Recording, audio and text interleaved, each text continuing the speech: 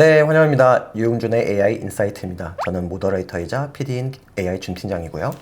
저는 준의 AI 컨설팅 이용준입니다. 반갑습니다. 네, 반갑습니다.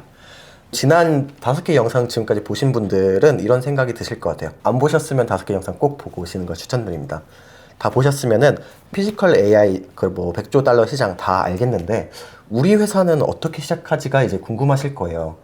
그래서 오늘은 아예 좀 실전 로드맵 방식으로 좀 컨텐츠를 풀어 나가려고 하는데요. 이런 질문들 좀 많이 받으시나요? 그러니까 아직은 초창기라서 네. 구체적으로 어떻게 임플리멘테이션을 하느냐에 대한 질문보다는 이게 뭐냐, 그다음에 이게 진짜 돈이 되냐, 네네. 여기에 관련된 종목들은 뭐가 있느냐, 이런 이제 사실은 이제 흥미 위주의 질문을 많이 합니다. 근데 네네. 사실은 이런 피지컬 AI 시장 자체는 초기 시장이지만 지금 준비하지 않으시면 많이 뒤지게 돼요. 그래서 지금 시점이 초기지만 준비하셔야 되는. 그래서 오늘 실제 그 피지컬 AI를 뭐부터 어떻게 네. 그 준비해야 되는지 그걸 좀 더 말씀드리도록 하겠습니다. 네, 알겠습니다. 그러면은 보통 이제 당장 시작한다고 했을 때 고려 사항이 기간과 비용일 것 같아요. 예상되는 그런 비용과 기간을 어느 정도로 보면 될까요? 사실 그건 변수가 많습니다. 네. 그러니까 그 피지컬 AI 지금 엔비디아 기준으로 해서 보면은 네. 네 가지 영역, 자율주행차, 휴머노이드 로봇, 오토노머스 모바일, 그다음에 이제 로보트함 이렇게 이제 굵직굵직한 영역에 좀 집중하는데 네. 이 밖에도 뭐 드론도 될 수 있고 뭐 여러 로봇 청소기도 될 수 있고 그러니까 실제 움직이는 모든 것은 다 그 피지컬 AI로 좀 적용될 수가 있어요. 예, 그래서 어떤 대상을 실제적으로 AI 적용의 대상으로 하느냐에 따라 일단 전체적인 좀 비용이나 스코프가 차이가 난다고 하는데 네. 근데 아주 최소한 예를 들어 뭐 로보트함이다 뭐 이런 부분이라도 최소한은 사실 훈련하는 이제 컴퓨터가 있어야 되겠고요. 네. 두 번째는 그 훈련 갖고만 안 됩니다. 실제적으로 그 피지컬 세계에서는 데이터 자체를 얻는 게 쉽지가 않은 거예요. 물론 이제 가상의 데이터를 얻기 위해서 실제 하는 소수의 데이터들을 가지고 그 가상 데이터를 그 만드는 작업과 그것을 통해서 훈련을 시키는 그 작업을 이제 저희는 이제 옴니버스 기반의 이제 시뮬레이션에서 그 심 투 리얼 뭐 등등등등 그 과정이 이 두 번째 단계라고 보면 되겠고요. 세 번째 단계는 거기서 훈련한 것들, 거기서 실제적으로 많은 데이터를 통해서 안전성 테스트하고 정확성 테스트하고 이런 것들을 좀 테스트한 다음에 실제 기기, 그게 로봇가 됐든 그다음에 차가 됐든 청소기가 됐든 거기다 그 훈련된 모델을 탑재한 칩을 집어넣어서 네. 돌아다니는 형태.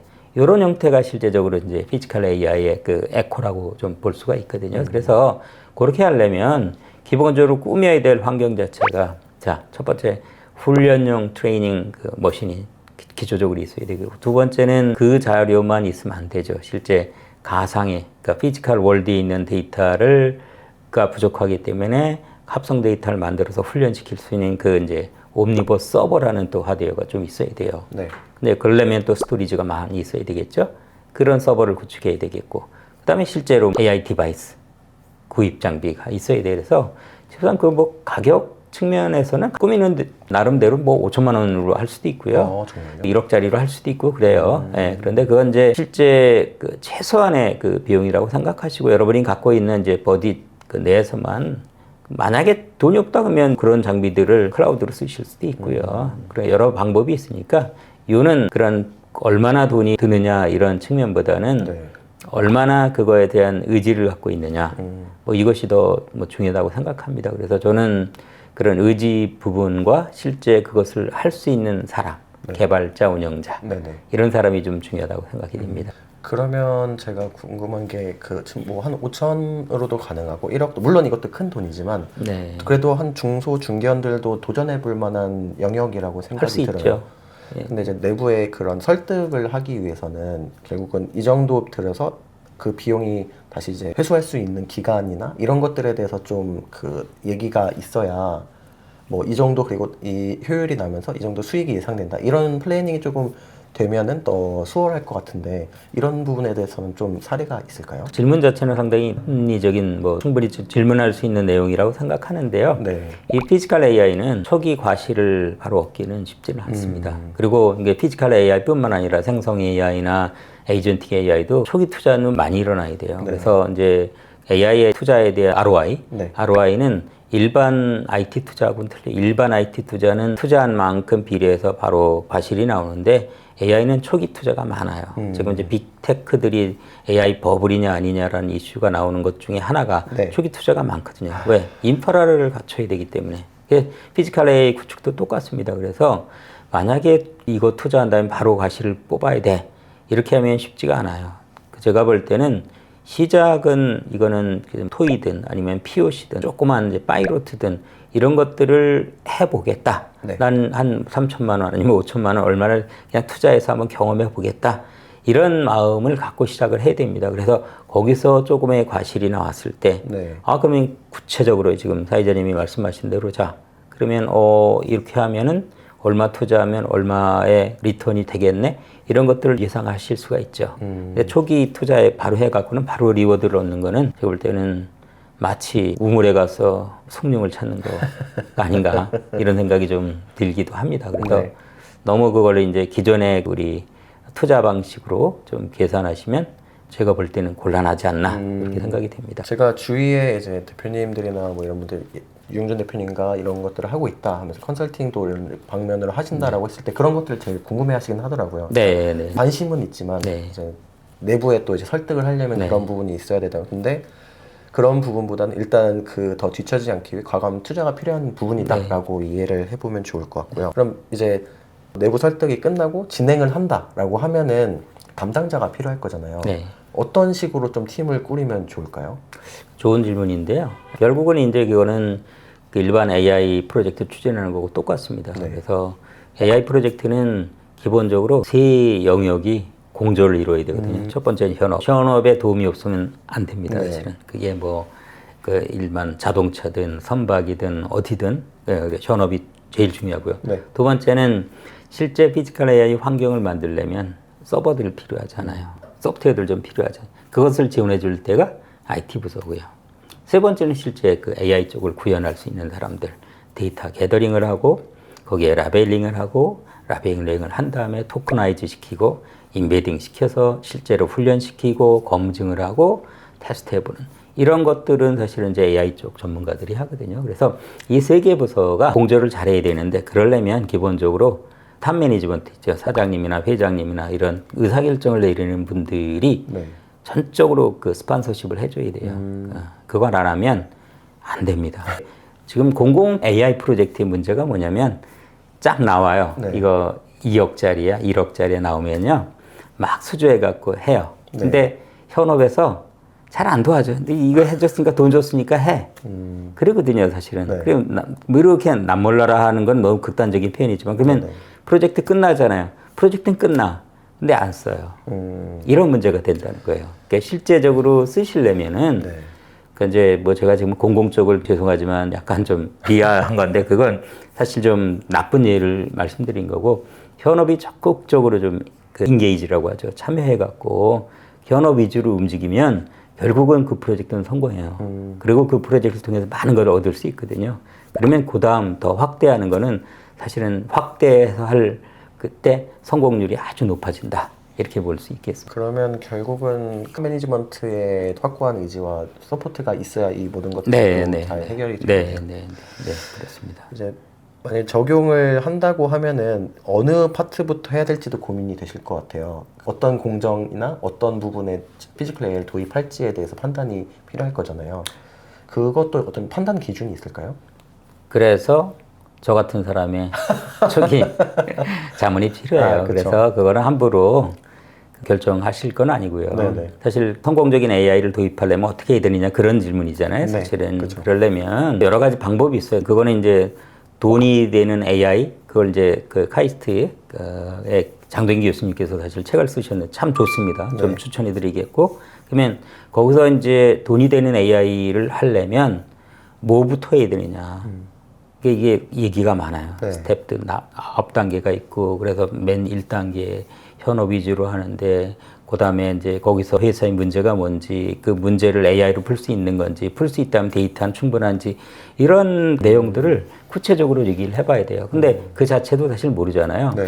그래서 저 같은 전문가로부터 네. 첫 번째는 임원들 교육을 받아야 되고요. 두 번째는 이제 전사 네. 직원들이 교육을 받아야 돼요. 그런 다음에 AI 프로젝트 TF를 꾸며갖고 움직이는 형태로 하시는 것이 제일 안전하지 않을까, 이렇게 생각이 됩니다. 그럼 그 교육을 받는다는 게 어느 정도 교육을 받아야 되는 걸까요? 보통은 저 같은 경우는 임원들 1시간에서 1시간 반 하고요. 네. 전 직원들도 한 2시간 정도 교육을 합니다. 그래서 임원들한테는 왜 당신들이 중요한지, AI가 어떻게 흘러가는지, AI를 안 하게 되면 당신 회사에 어떤 문제가 있는지, 이런 것들에 대한 것들을 줄줄줄줄 말씀을 드리고, 직원분들은 똑같아요.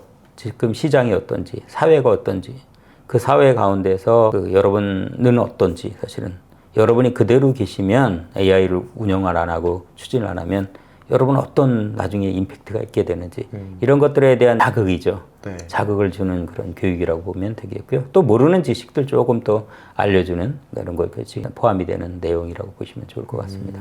이 피지컬 AI를 도입을 했을 때 제일 효과적이다? 지금 현재로 봤을 때 그런 산업이 따로 있을까요? 아니면 그런 건? 그건 나와 있죠. 그래서 지금 엔비디아가 작년에 정의한 게 4가지 영역. 첫 번째 자율주행차, 네. 두 번째 휴머노이드 로봇, 세 번째 공장에 돌아다니는 오토노머스 모바일, 네. 네 번째 로봇암. 네. 그러니까 이제 로봇암을 통해서 이제 수술하기도 하고 암을 들어던지기도 하고, 요거만 해도 괜찮거든요, 사실은. 그 4가지 영역을 일단은 시장 규모도 크고, 네. 적용도 더 효과적일 수 있고, 이렇게 정의를 했어요. 네, 그래서 엔비디아는 그렇게 하는데, 근데 뭐 그건 각 산업마다 좀 틀립니다. 난 드론을 하고 싶어. 드론을 피지컬 AI를 하고 싶어. 전 빨리 전쟁 치르고 싶어. 뭐 예를 들어.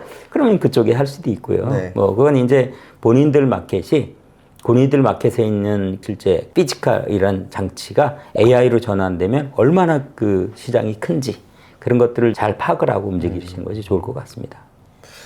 그러면은 아까 이제 컨설팅을 진행하게 되거나 도입을 하게 되면은 내부의 리소스도 중요하겠지만 외부의 업체들도 같이 협업을 해야 되는 구조이라고 저는 생각을 하는데 맞나요? 사실 이제 아이디어라는 거는 내부의 전 직원들, 그러니까 현업과 IT와 그다음에 AI 팀이 다 있어. 네네. 또 성숙돼 있어. 네. 그럼 베스트입니다. 그렇죠. 그렇게 움직이면 되는데 보통 그런 경우가 많지가 않아요. 그럴 것 같아요. 예, 많지가 않고, IT 인업도 제가 쭉 컨설팅 하면서 다니다 보니까 참 부족해요, 사실은. 그래서 결국 그 부족한 것을 외부의 인원, 네. AI는 특별히 이제 외부 저 같은 전문가들, 개발자들이 필요하고, IT도 필요하면 수혜를 좀 해야 돼요. 네. 와서 일정 기간 동안 그분들이 이제 어떻게 보면 트랜스포메이션이라고 할까? 이렇게 변화될 때까지 좀 교육도 시켜주고 운영도 해주고, 이런 역할이 필요하죠. 예. 그런 다음에 그분들에 의해서 움직이는 것이 중요하지 않나, 이렇게 생각합니다. 그럼 이런 외부 업체라고 할까요? 그런 파트너들이 한국에도 많나요, 현재? 그게 제 일이에요. 그래서 제가 네. 이제 쭉 다양한 업체들을 좀 접촉하면서 다 역량 차이가 있어요.